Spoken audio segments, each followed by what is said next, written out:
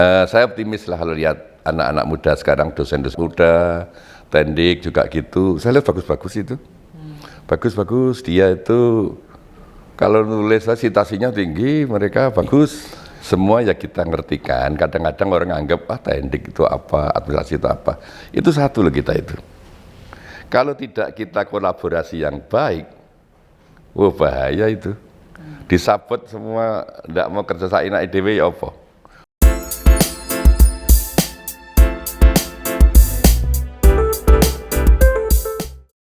Assalamualaikum warahmatullahi wabarakatuh. Salam sejahtera bagi kita semua. Om Swastiastu, Namo Buddhaya, salam kebajikan.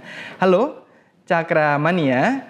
Kembali lagi di edisi spesial dari podcast Cakra Loka. Podcast Cakra Loka selalu menghadirkan obrolan inspiratif bagi tokoh-tokoh terpenting di Universitas Negeri Malang. Dan hari ini saya sangat beruntung sekali, saya Joni sebagai host. Saya kedatangan salah satu sosok yang sangat inspiratif dan luar biasa di Universitas Negeri Malang. Beliau telah berdedikasi dan juga memberikan banyak kontribusi dalam kemajuan Universitas Negeri Malang.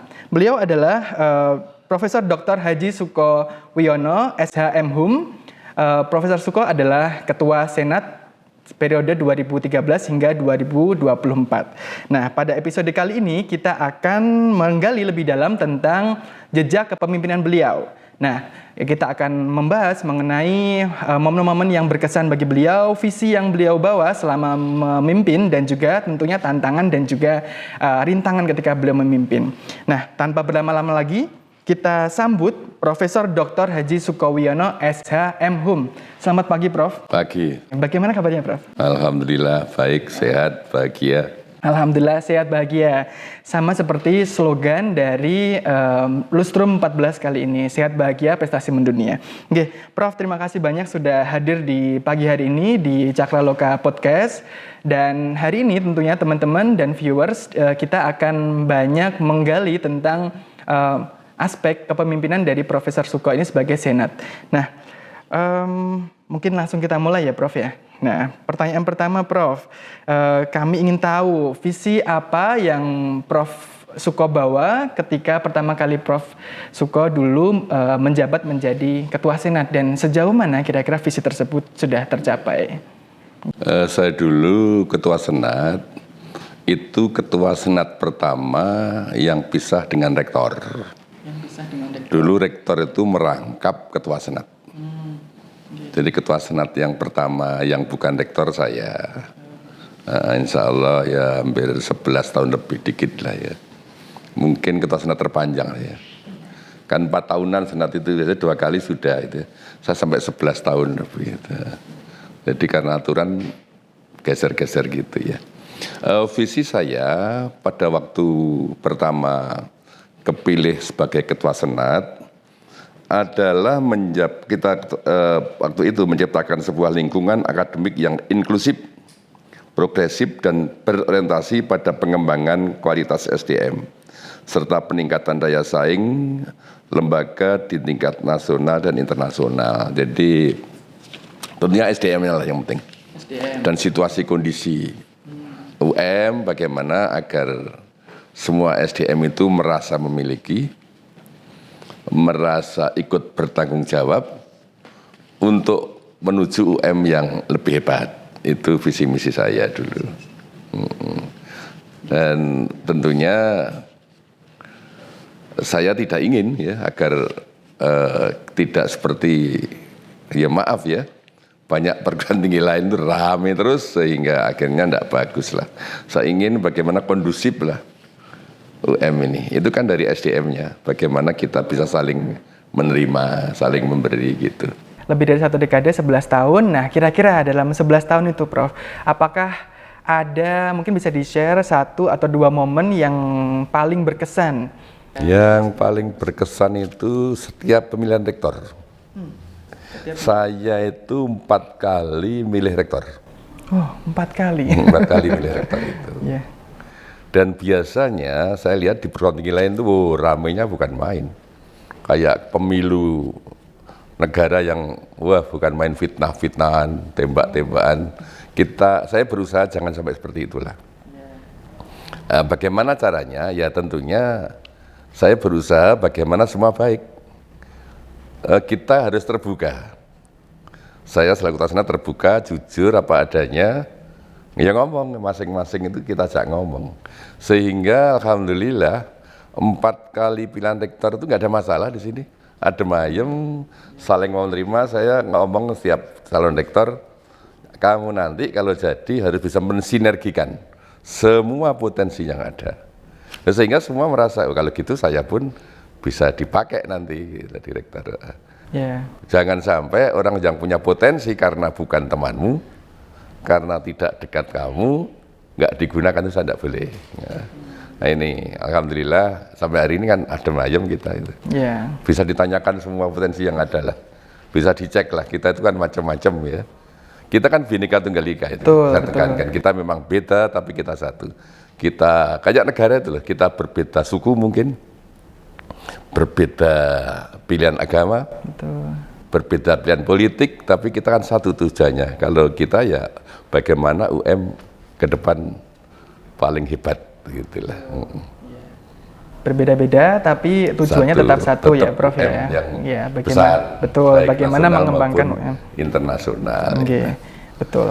Ya, kalau dari pencapaian Prof, kira-kira kalau menurut Prof Suko, apa pencapaian yang paling bisa dibanggakan ketika Prof Suko menjabat? Ya, alhamdulillah satu, UM stabil, tidak ada gejolak yang berarti kalau ketidakpuasan, beberapa orang wajarlah soal misalnya efisiensi rame itu. Semua merasa memiliki, semua ingin merasa pembesaran ini. Saya di Senat itu mesti terbuka ngomong sama teman-teman, kan setiap pembukaan prodi itu kan tantangannya besar.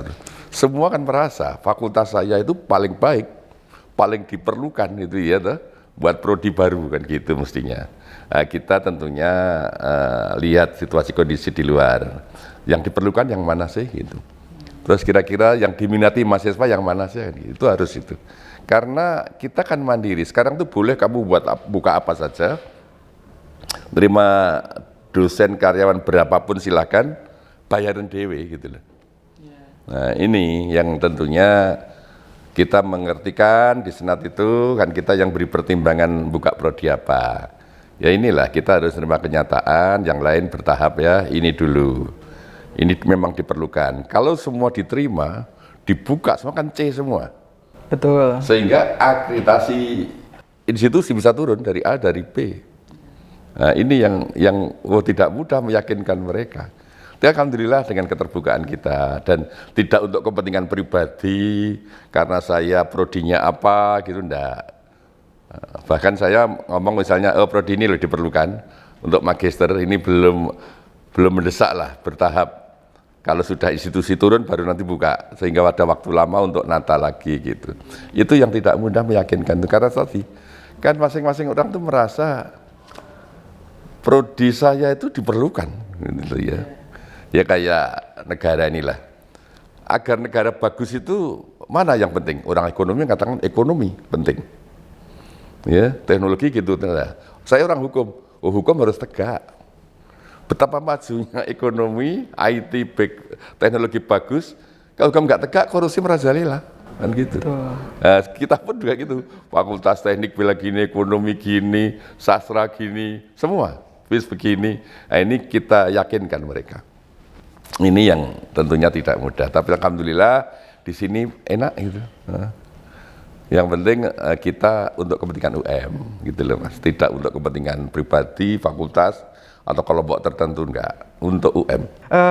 Berarti memang Senat ini ya teman-teman ya, berarti salah satunya adalah memberikan saran dan juga rekomendasi kalau Prof Suko tadi, pertimbangan salah satunya untuk membuka prodi tadi ya Prof ya. Nah kalau membicarakan itu mungkin ini ya Prof ya, terkait nilai-nilai juga. Nah apakah ada nilai-nilai tertentu Prof yang Prof Suko sangat junjung tinggi dan nilai tersebut akan selalu dibawa dalam proses pengambilan keputusan atau kebijakan? Ya, jadi kita harus terbuka, ngomong apa adanya. Kan nampak ya, orang itu ngomong apa adanya, atau dibalik itu punya agenda. Mereka tahu semua kan, yang anggota Senat itu nggak sembarang orang kan dipilih dari fakultas kan. Dan mereka hebat-hebat itu. Kalau berargumentasi sehari bisa dia. Kita meyakinkan kan tidak mudah. Dan saya sering kali, itu resmi ya di Senat. Di luar pun saya sering ngomong-ngomong dengan dosen, dengan tendik, dengan mahasiswa. Tapi nggak kayak resmi, tapi saya gali lah sebetulnya gimana sih maunya mereka itu gitu. Sehingga kita bawa sana memang saya sudah tahu lapangan gitu loh. Dan saya tentunya harus jadi teladan mereka. Apa yang saya katakan itu yang saya lakukan. Jangan kayak orang Jawa bilang jarkoni itu ya. Iso ujar kayak iso ngelakoni. Gitulah. Saya pernah waktu kuliah dulu, dosen saya baca bukunya Pak Prof. Vinarosur Rahmat, IKIP Jakarta dulu. Guru tidak boleh ngomong. Dengar apa yang saya katakan, jangan lihat apa yang saya lakukan. Itu tidak boleh. Nah, kita harus konsekuen, gini gitu. Dan untuk semua, bisa dicek lah ke teman-teman tokoh-tokoh UM itu. Keputusan-keputusan strategis yang pastinya berpengaruh terhadap semua sivitas akademika. Nah, Prof. Suko, kira-kira apakah ada keputusan strategis tadi yang dampaknya paling besar selama 1 dekade itu? Pertama tadi pilihan rektor, kedua berubah jadi PTNBH. Wah itu, kita kan berusaha ya bagaimana, kalau rektor sudah saya jelaskan tadi ya, kita semua tidak ada masalah, siapa yang jadi, yang penting saya ngomong, sinergikan semua potensi yang ada, gitu sendiri. Udah cukup saya di luar gitu, untuk pengabdian aja gitu. Nah kemudian yang kedua PTNBH, kita berlomba-lomba. Dan tempat lain itu PTNBH itu sekian lama ngurus. Alhamdulillah karena kita punya potensi yang ada, kemudian juga PTNBH. Tapi ternyata di PTNBH konsekuensinya nggak ringan gitu loh. Yang tadi kita harus mandiri. Saya ngomong rektor, kalau masa rektor ini masih enak lah, karena belum banyak yang pensiun. Tapi 3 periode lagi, 4 periode lagi berat rektor itu. Kita harus efisien pasti, lalu bagaimana bisa menggali usaha yang tidak membebani mahasiswa gitu loh. Ini yang tidak mudah. Kita tidak bisa bisnis kan, UM, tidak biasa. Di negeri ini aja setiap saya rapat ketua senat PTNBH dari 21 itu, kalau lihat yang mampu betul hanya 2 perguruan tinggi. Saya nggak mungkin nyebut lah ya. 2 perguruan tinggi karena apa? Dia alumninya kerjasama dengan BUMN kuat. Yang satu banyak pabrik-pabrik itu. Punya misalnya pabrik alat kesehatan, punya potong ayam sak kampung besarnya pabrik, punya pabrik kopi, pabrik apa, kebun. 2 itu yang saya lihat. Kalau dilepas sekarang bisa mandiri. Kalau yang lain dilepas plus ya bubar loh sekarang, nggak mungkin. Itu yang terkesan pertama pilihan rektor dan jajarannya. Alhamdulillah nggak ada masalah, semua oke. Karena semua saya libatkan, saya ngomong belak-belakan kok dengan teman-teman. Kemudian kedua proses PTNBH dan setelah jadi PTNBH itu bagaimana gitu ya. Makanya kan rektor sekarang mulai mikir gitu ya, bagaimana klinik dibesarkan ya, nanti syukur-syukur bisa buat rumah sakit itu ya, itu kan juga dalam rangka itu, belum lagi yang lain, semua itu harus menghasilkan lah gitu.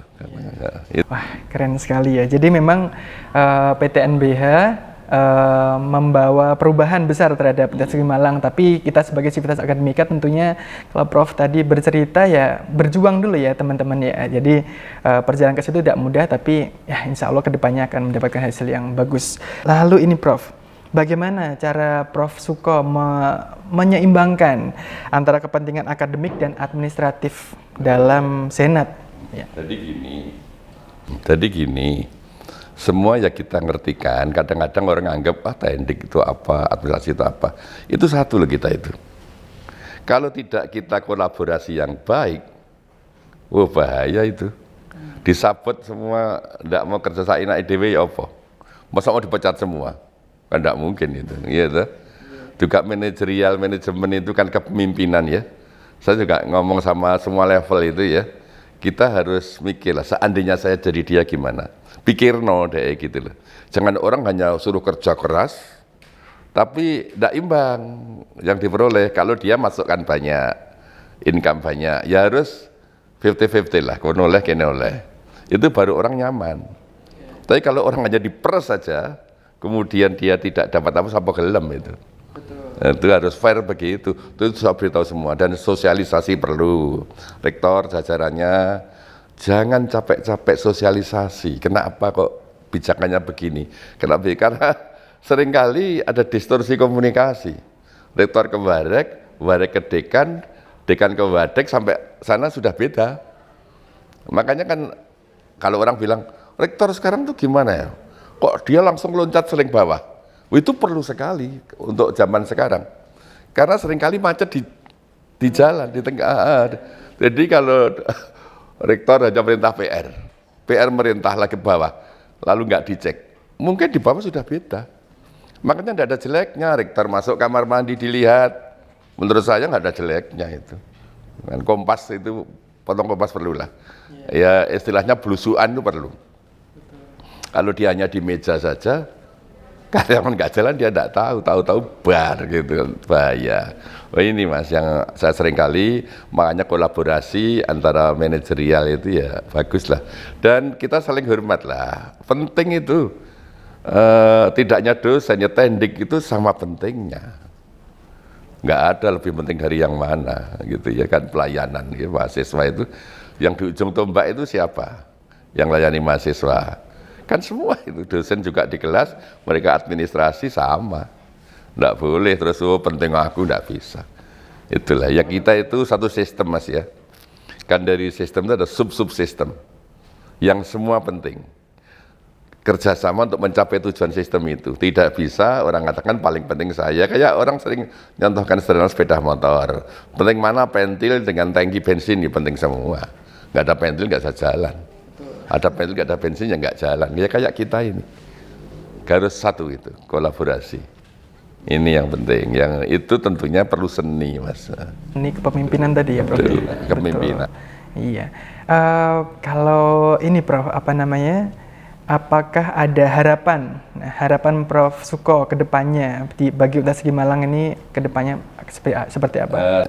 Saya optimis lah kalau lihat anak-anak muda sekarang, dosen-dosen muda, tendik juga gitu. Saya lihat bagus-bagus itu. Bagus-bagus, dia itu kalau nulis citasinya tinggi, mereka bagus.